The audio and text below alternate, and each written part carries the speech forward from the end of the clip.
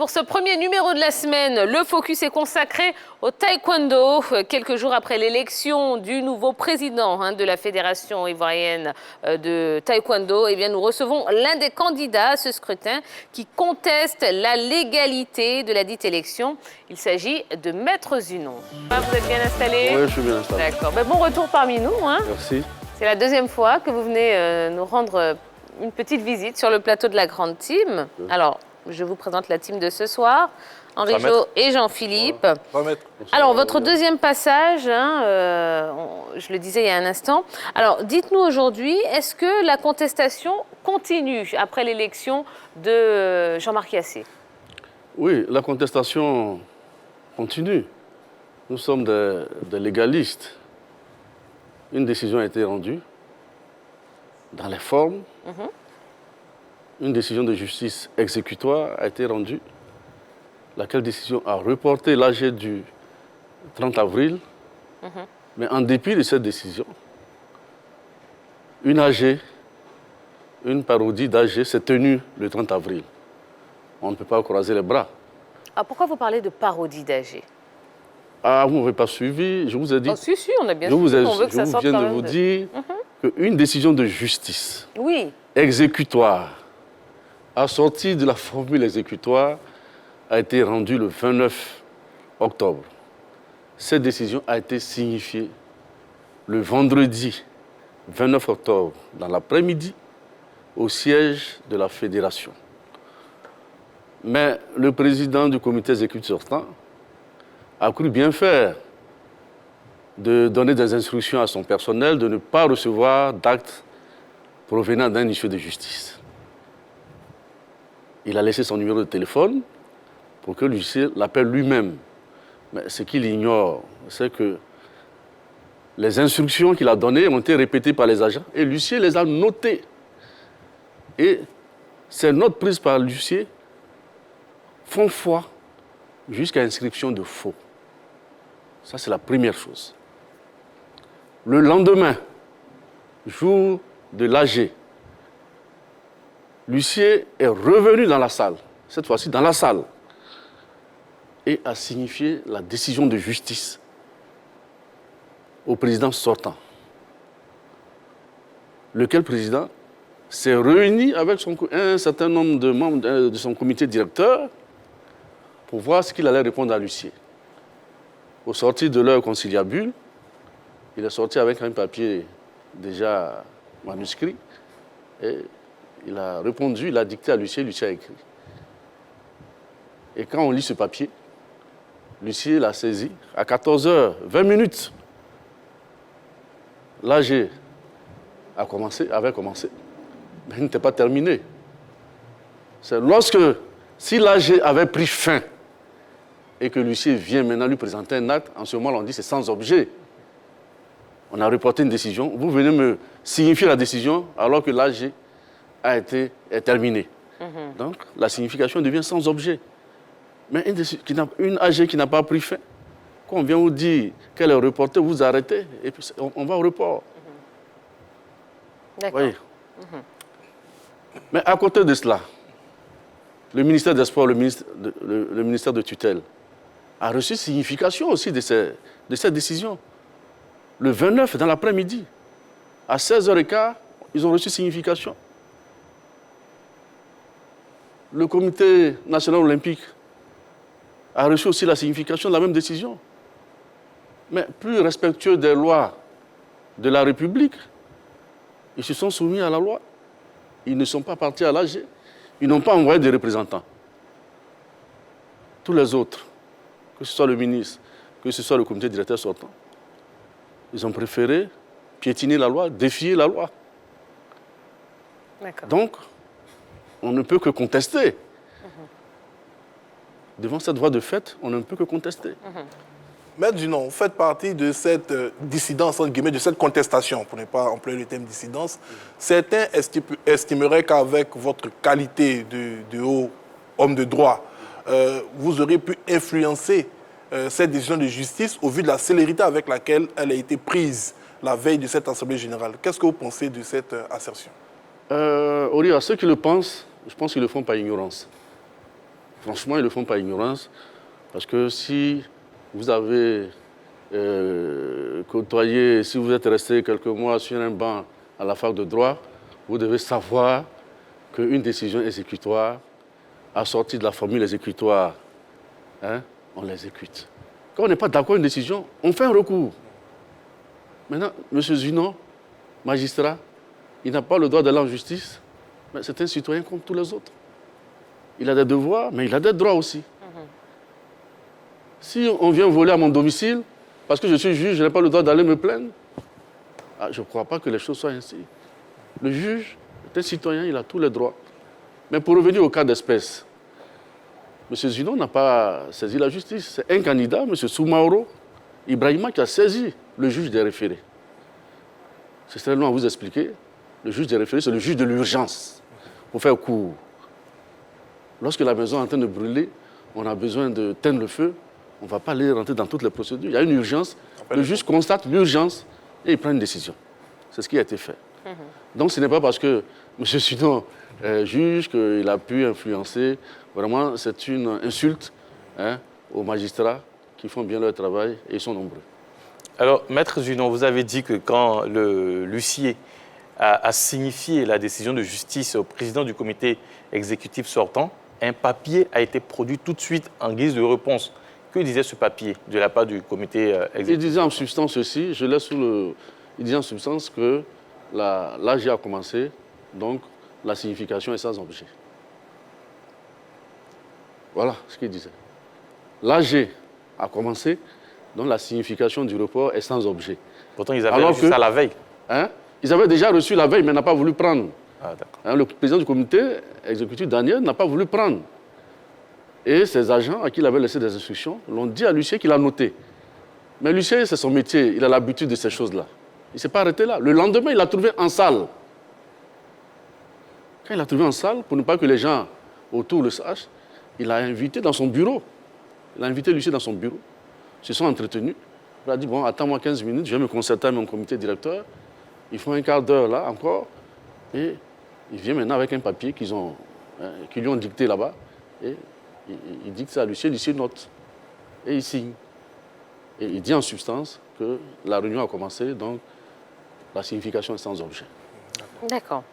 Alors comment est-ce que vous avez accueilli la présence et la validation de cette élection par les instances internationales et le ministère de tutelle qui était présent justement? Bon, les instances internationales ont apprécié la régularité formelle de l'élection. Oui. Ça veut dire que les instances internationales n'ont pas reçu signification de la décision de report. Eux, ils n'ont pas connaissance de façon officielle du report de la décision. Donc, eux, ce qui s'est passé devant eux, les gens ont voté, il n'y a pas eu de palabre, personne n'a protesté.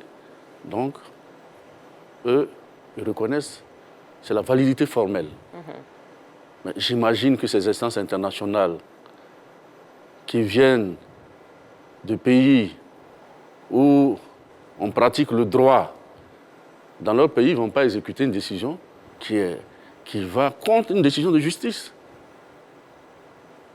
Ils ne vont pas l'accepter. Vous vous êtes approché de ces instances internationales depuis l'élection ou pas? Non, on les a saisis par la voie du Comité national olympique. Le taekwondo est un sport olympique. La première instance ici, contrairement à ce qu'on pense, ministère de tutelle, mais c'est surtout le Comité national olympique. On l'a saisi et on attend. Mais on n'a pas fait que ça. On n'a pas fait que saisir le Comité national olympique. On a utilisé d'autres voies. On peut revenir dessus, si vous voulez. Lesquelles? Je peux vous dire, c'est la justice. Nous sommes des légalistes. On ne va pas aller investir la salle du Palais des Sports en Dobok pour faire des... Non. On a saisi la justice. Mais avant de saisir la justice, il est bon que vous le sachiez, madame. On a arpenté plus de 5 fois les marches du ministère des Sports. Le ministre est au 3e étage. On a été là-bas plusieurs fois pour le rencontrer, pour attirer son attention sur des irrégularités. Mais chaque fois, il nous a donné l'impression qu'il nous écoutait. Mais alors, il reportait les rendez-vous. Aujourd'hui, on se rend compte qu'il le faisait pour gagner du temps. Quand je suis venu ici la première fois, vous m'avez dit, M. Zunon, il y a une élection le 30 octobre, est-ce que vous serez candidat? Je vous ai dit oui, je serai candidat, mais le 30 octobre, je n'en suis pas très certain qu'il y a un point d'interrogation. Je savais que le règlement intérieur était truffé d'irrégularités. Mais on a pensé qu'en saisissant la tutelle, elle pouvait se saisir de notre démarche, appeler toutes les parties autour de la table pour que les choses se fassent dans l'ordre, dans la transparence, dans la légalité. Mais je vous ai dit, 4-5 reprises, rien n'a changé. Je peux vous dire, par exemple, que si nous avons été candidats, officiellement, c'est le ministre qui nous a dit, M. Zunon, tous les candidats, allez-y, déposez vos candidatures. On dit, mais monsieur le ministre, on n'est pas d'accord avec le processus. Alors, on va déposer notre candidature, demain, on va nous dire, mais vous n'êtes pas d'accord? On va me poser la question, vous n'êtes pas d'accord et vous allez déposer vos candidatures quand même? Il m'a dit, non, allez-y, on ne voudra pas rejeter vos candidatures. D'ailleurs, dès que vous déposez votre candidature, vous me ramenez le récépissé de dépôt. Et à partir de là, comme désormais vous avez qualité pour contester le processus, moi, le ministre, je me saisis de l'affaire, je convoque tous les candidats et je prends le processus en main. Et ça n'a jamais été fait? Ça n'a jamais été fait. On est passé 3-4 fois, ça n'a jamais été fait. La dernière fois, il allait plus loin, il a convoqué son directeur de cabinet devant nous, dans son bureau. Monsieur le directeur, prenez une note, convoquez, nous sommes mardi, vendredi, convoquez tous les candidats, le représentant du comité exécutif sortant, et tous les 7 candidats retenus. Et autour de la table, on va toiletter les textes, on va regarder la liste électorale. Mais faites attention, faites en sorte qu'autour de cette table, qu'on arrive à une situation où il y a une seule personne ne vote qu'une seule fois. Pas qu'il y ait des votes multiples. C'est le conseil qui nous donnait. Mais de mardi à vendredi, le ministre ne nous a plus appelés. Il ne nous a plus appelés. On est revenu à la charge. Il nous a donné un autre rendez-vous. Là, lui-même n'est pas venu, c'est le directeur de cabinet qui est venu, qui ne savait pas que nous dire. Et c'est comme ça qu'on s'est séparés. Mais au départ, on avait la voie administrative qu'on avait décidé de suivre. Il y avait aussi, bien entendu, nous sommes dans un état de droit. Il y avait la voie judiciaire, mais on n'a pas voulu commencer par cette voie. On a pensé que le ministre, de sa position, avec tous les problèmes qu'il a déjà au sport, pas qu'il a, les problèmes qui existent au sport, le cocan, les pelouses, la FIF, qu'il n'allait pas ajouter le taekwondo à ces problèmes-là. On l'a suivi. Mais Maître Zunon, aujourd'hui, est-ce que vous avez l'impression de parler, je dirais, la même langue, le même langage que les autres contestataires? Parce qu'on en a vu des contestataires sur notre plateau, mais ces mêmes contestataires se sont retrouvés à lâcher, absolument. Est-ce que vous êtes en adéquation aujourd'hui avec le reste des contestataires? Moi, je revendique une coalition de candidats de 6 membres. 6 membres. C'est avec l'accord de ces 6 membres que Soumaoro Mamadou a saisi la justice. On peut avoir le nom des 6? Oui, allez-y. Non, je ne voulais pas les citer ici. Mais sachez que la dernière réunion de la coalition s'est tenue au domicile du candidat Remarque à Koumassi. D'accord. Voilà. Qui était présent à l'âge, mais dans son véhicule. Voilà. Mais il n'est pas rentré dans la salle. Bien évidemment. Par contre, Maître Apollos, lui, était bien présent dans la salle. Oui, Apollos, vous savez, il y a des gens qui veulent une chose et son contraire. Son responsable, son directeur de campagne était avec nous chez Apollos. OK. On a tout arrêté. Et puis à la dernière minute, bon, c'est son droit. Est-ce qu'il faisait partie des 6 ou pas? Il fait partie des 6. Il fait toujours partie des 6. En tout cas, au moment où on saisissait la justice, il faisait partie des 6. D'accord. Voilà. Et jusqu'à la dernière réunion, il était encore avec vous? Il était chez à la dernière réunion, il n'était pas là, mais son directeur de campagne était présent à la réunion chez Remarque. Moi-même, je suis arrivé en retard à cette réunion. Vous avez beaucoup insisté sur le thème irrégularité constatée au niveau surtout de ce processus électoral. Est-ce qu'on peut savoir de quelle irrégularité il s'agit concrètement? Bon, si vous lisez la décision de justice, tout est dedans. Prenez la peine de la lire, mais je peux vous dire C'est une décision sur 2 pages, mais en substance, ce qui est reproché, reproché au comité directeur sortant, c'est la violation de certains textes du règlement intérieur. L'article 20, alinéa 3. L'Assemblée générale, le délai de convocation de l'Assemblée générale n'a pas été respecté. Madame, quand il y a une Assemblée générale, dans le règlement intérieur, l'Assemblée générale doit être convoquée 21 jours avant la tenue de l'Assemblée générale. Ça n'a pas été le cas. Jusqu'à l'avant-veille du 30 avril, on ne savait pas où allait se tenir l'AG. À quelle heure? C'est le 29 qu'on a reçu un programme de l'AG. Mais ça doit se faire 21 jours. On n'a pas reçu, dans ce délai-là, les bulletins de vote. Est-ce qu'on faisait un vote bulletin unique ou non? On n'avait pas tous ces éléments. Maintenant, ceux qui étaient concernés par l'AG, l'AG ordinaire, où le comité directeur sortant devait faire son bilan, mais ils n'ont même pas reçu le bilan déjà dans les 21 jours. Peut-être que c'est dans la salle qu'on leur a remis. Mais nous, ce n'était pas notre problème. Nous, c'était le délai de convocation de l'AG élective, le 30. Ça n'a pas été respecté. D'accord. Le juge a statué en prenant connaissance du règlement intérieur. L'avocat de la Fédération Yvan Taekwondo était à l'audience. L'avocat de M. Soumaro était à l'audience. Ils ont débattu et la décision a été rendue. Voilà ce que je peux... Lors de votre premier passage sur notre plateau, vous nous avez signifié que la veille, vous étiez au bureau de Maître Bamba Cheikh Daniel. Tout à fait. Donc, on estime que le dialogue n'a pas été rompu entre vous. Mais vous soulevez des problèmes aujourd'hui, jusqu'à cette élection, comme s'il n'y avait véritablement pas de dialogue entre les candidats et le comité exécutif qui a mis en place la commission chargée d'organiser cette élection. Comment vous pouvez Oui, monsieur Oura, si vous vous souvenez bien, je vous ai dit que j'ai vu Bamba Cheikh, on a échangé pendant 2 heures avant que j'arrive sur le plateau. Effectivement. Mais quand on se séparait, il m'a demandé qu'est-ce qu'il pouvait faire pour moi. J'ai dit rien du tout. Je vous demande seulement de vous départir de votre situation de juge et parti. Oui. Ce qui n'a pas été le cas. Ce qui n'a pas été le cas. Je l'ai vu un jour sur les réseaux sociaux à Daloa. Il avait le crachoir. C'est lui qui parlait au club qui était venu à sa rencontre. Je lui ai envoyé un message pour lui dire, mais tu es candidat ou bien tu es directeur de campagne? Bon, il ne m'a pas répondu. Il ne m'a pas répondu. J'ai compris qu'il n'était ni l'un ni l'autre, mais sa position laissait penser que... D'accord. Donc, finalement, bon, l'élection a eu lieu, malgré la décision de justice que vous détenez. Qu'est-ce que vous allez faire maintenant? Ça me paraît évident. On a rendu une décision de justice a été rendue. Elle est piétinée dans un état de droit. Ce sont des choses qui ne se font pas.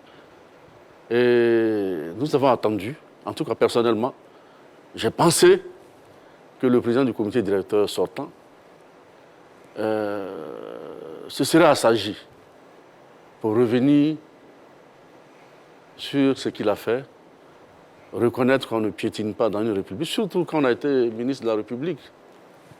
Daniel, il a été ministre. Même si ça a duré 7 mois, il a été quand même ministre. On ne piétine pas les lois comme ça. On ne piétine pas les lois comme ça. Donc on a aspiré, il n'a pas fait. Nous, ce qui nous reste, je vous ai dit, on ne va pas se bagarrer dans le table du taekwondo. On a saisi la justice. Nous avons saisi la justice.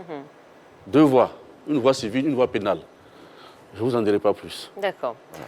Mais, Maître Zunon, est-ce que vous ne pensez pas qu'il faudrait peut-être aujourd'hui penser à l'intérêt du développement du taekwondo et peut-être taire un petit peu les querelles et essayer de travailler ensemble? Ce serait pas bénéfique, ça, pour le taekwondo? mais, madame, c'est ce que nous tous on veut, c'est ce qu'on voulait. Quand je suis venu sur le plateau ici, j'ai parlé de réconciliation, de rassemblement, c'est ce qu'on voulait. Mais tout ça, il faut que ça se fasse dans la légalité. C'est eux-mêmes qui ont fait le règlement intérieur. Pourquoi ils ont mis 21 jours? Ils n'avaient qu'à laisser comme ça. C'est eux qui ont écrit 21 jours. Mais vous ne respectez pas ça, on dénonce ça. Et vous ne voulez pas respecter.